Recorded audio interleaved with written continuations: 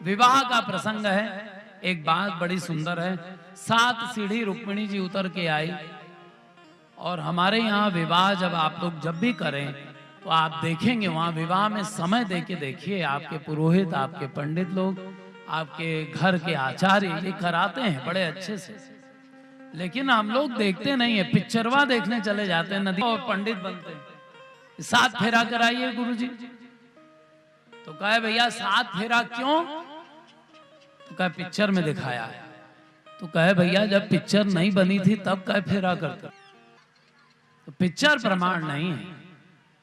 तो कहे कि 4 ही फेरे होते हैं और समंत्रक तो 3 ही फेरे हैं। अरे बाप रे, 7 फेरे से 4 पर ले आया और 4 से 3। हाँ, तो कहे ऐसा क्या है? कहे असल में इस कन्या को कन्या ही संज्ञा रहती है।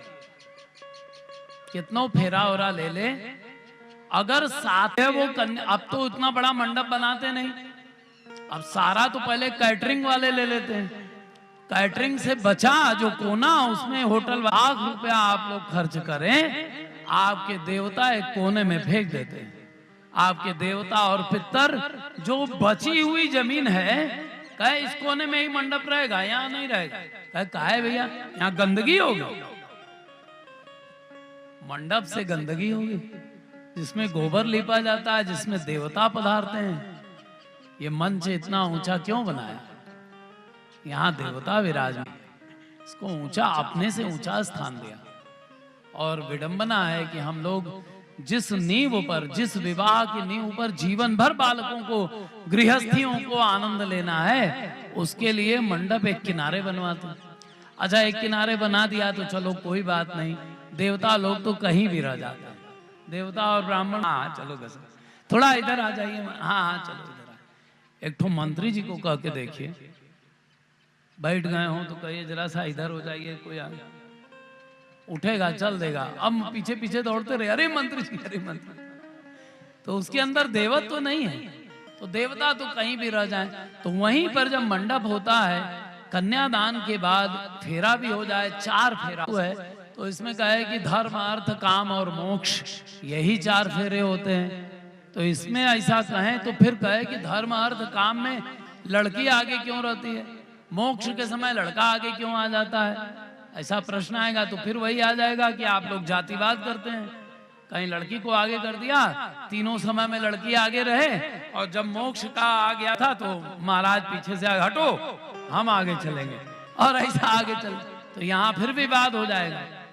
तो ये है ही नहीं है उत्तर। क्या है?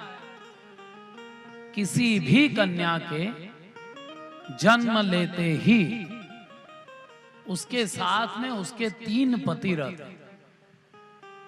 तो 3 पति का अर्थ जो हम लोग समझते हैं वो नहीं। कन्या के जन्म लेते ही सोम नाम का है उसका एक पति है, वो उसके साथ में आ जाता है। पति माने मालिक, उसकी रक्षा करने।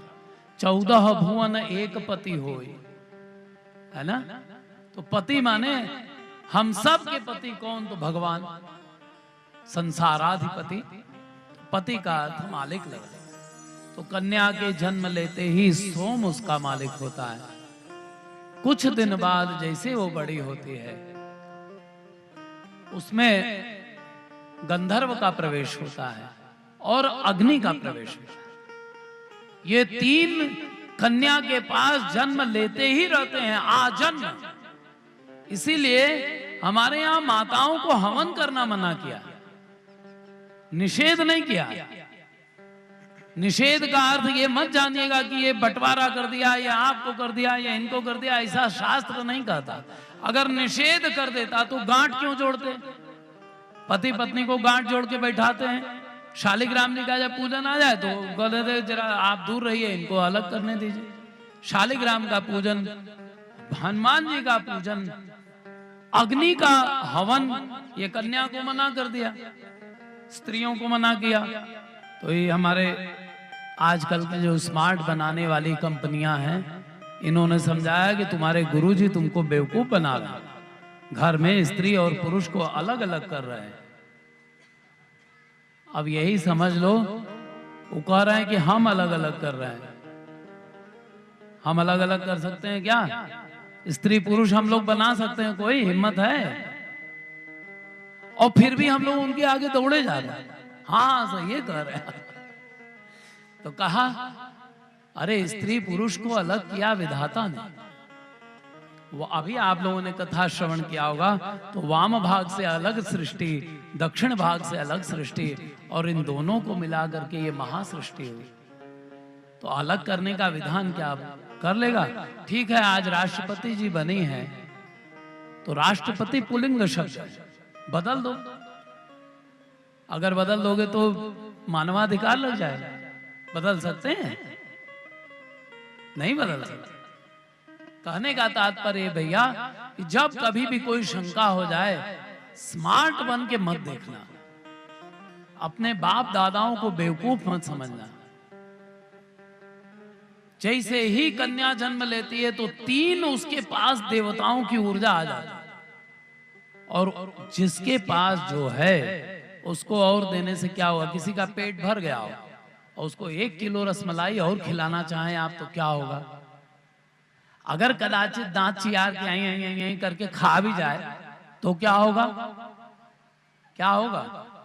उसके बाद मान लीजिए आपके प्रेम में वशीभूत होकर खा ही ले, तो या तो रात भर आपको त्रास करेगा और या तो उलट देंगे।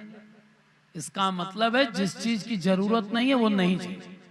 तो जैसे एक गिलास ले लीजिए, आप कोई भी पात्र ले लीजिए, लोटा ले लीजिए, गिलास ले लीजिए, उसमें टपे टप जल भर दीजिए।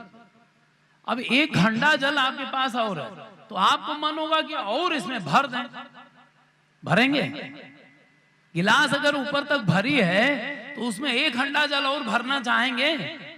कोई बतावे यहां से, कोई हाँ करो। नहीं। अगर हम भरी दें तो क्या होगा? वो भी जल ही पिला रही है। वैशाख में जलदान बड़ा महात्मा है, खूब पिलाइए जल। तब अगर भर दें तो क्या होगा? तो सारा का सारा जल बाहर आएगा। और जोर से भरें कि अरे और तेजी से भरें तो थोड़ा और ज्यादा भरेगा। अगर ज्यादा तेज भरेंगे तो जो गिलास में भी जल होगा वो हंडे की धार से वो भी निकल जाएगा और छलक जाएगा, तो उसमें कुछ कम हो जाएगा, भरेगा नहीं अभी।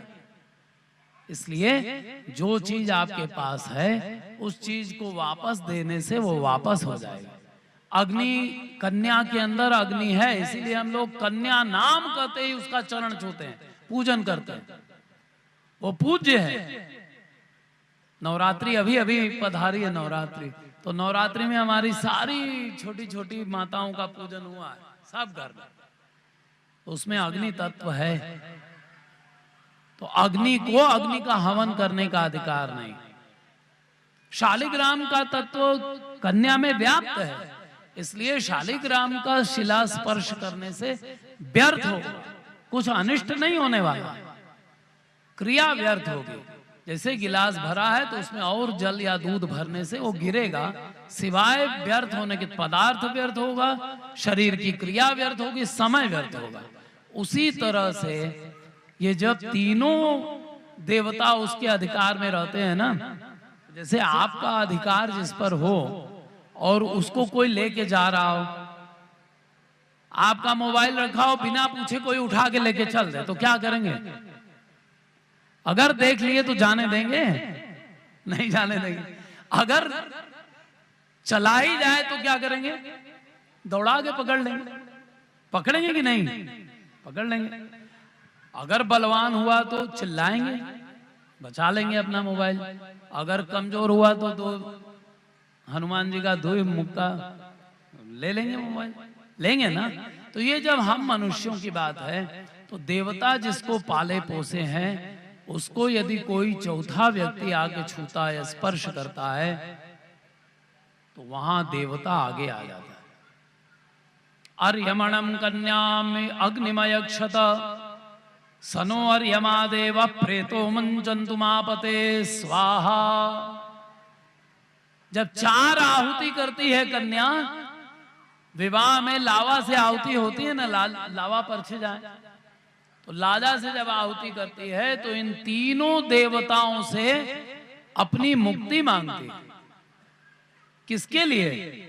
ये जो पीछे है ये मनुष्य रूप में हमारा चौथा पति है। हे महाराज, हे अग्नि नारायण, हे सोम देवता, हमको इसके लिए आपसे आज्ञा लेनी है, ऐसा छोड़ो। तो ऐसा तीनों देवता से समंत्रक रूप से उनकी आहुति करके उनसे आज्ञा मांगती। जैसे आपका मोबाइल कोई मांग के ले जाए, आप उसको जानते हो, सहर्ष दे दो तो कोई आपत्ति नहीं, अपने बच्चे को दे देते, अपनी पत्नी को दे देते, अपने चाहने वाले को दे देते, मालूम हो तो। और जबरदस्ती कोई लेके जाए तो लड़कों काहे नहीं हो, लेके छीन के चले, डाटा खराब हो जाएगा, वापस, ये सब कर लेते हैं। तो जो जिसका मालिक है उससे बिना पूछे बिना कहे अगर कोई दूसरा ले ले, शास्त्र कहता है कि वो लोग परेशान रह सकते हैं, क्योंकि बार बार वो देवता उससे छीनने की कोशिश करेगा तो उसको आघात होगा। इसलिए कन्या आगे चलती है और तीनों देवता से अपनी मुक्ति पहले प्राप्त करती है चौथे पति के लिए। हर कन्या का चौथा पति होता है उसका मनुष्य। तो 3 फेरा वो समंत्रक लेती है और जब सारे देवता उसको आशीर्वाद दे देते हैं तब वो कन्या मनुष्य रूप अपने पति के पीछे पीछे चलती है। तब वो चौथा फेरा जो होता है वो पति आगे होता है। ये हमारे यहाँ की विवाह की विधि है, इसको ब्राह्म विवाह विधि कहते हैं।